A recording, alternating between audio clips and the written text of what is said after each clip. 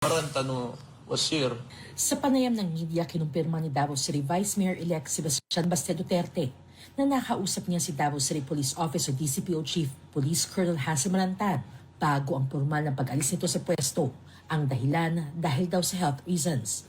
Ayon sa Vice Alcalde, maayos naman na naging pag-uusap nila at iginit niyang hindi na siya nagulat sa mga pangyayari lalo na sa nagdaang eleksyon. When Marantano was here, if he's still here, he did okay. He did everything that he could to be fair.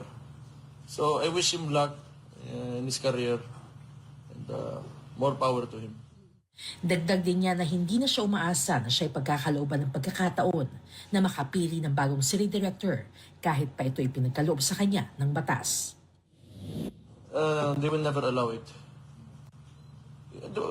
Kung maalala nyo, last year, they changed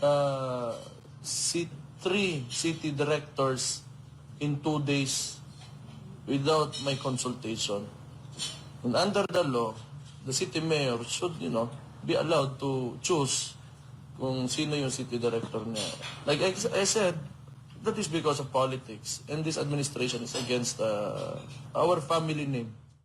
Hindi na rin inaasahan ng nakababatang Duterte na bibigyan pa siya ng shortlist o opisyal na rekomendasyon para sa susunod na city director. I am not expecting it. Let them do whatever they want. Binigyang diin ni Duterte na nakikita naman daw ng mga taong sitwasyon sa lungsod ng Davao sa pamamagitan ng nagdaang halalan. Anya kung nagtagumpay ang administrasyon sa pagsabotahe sa kanyang termino bilang alkalde, edi sana nasa kabila ang mga boto at wala sa kanya. Tinanong naman si Duterte kung ano ang kanyang inaasahan matapos ma-relieve si Marantan.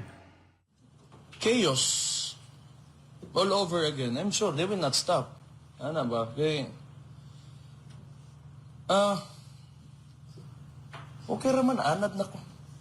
Oh, no. I'm used to it already. They will, pareha na ron, itubag na po ito, maghimo na po na sila problema. Sagdi lang. Pero naikatapusan yun ang tanan.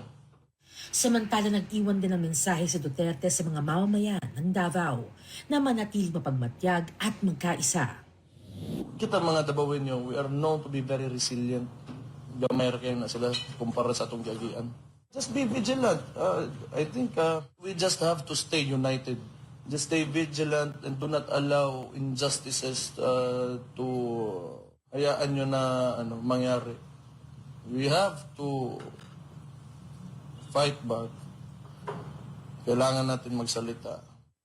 Para sa Diyos at sa Pilipinas kong mahal, Jean Domingo, nasa Manay.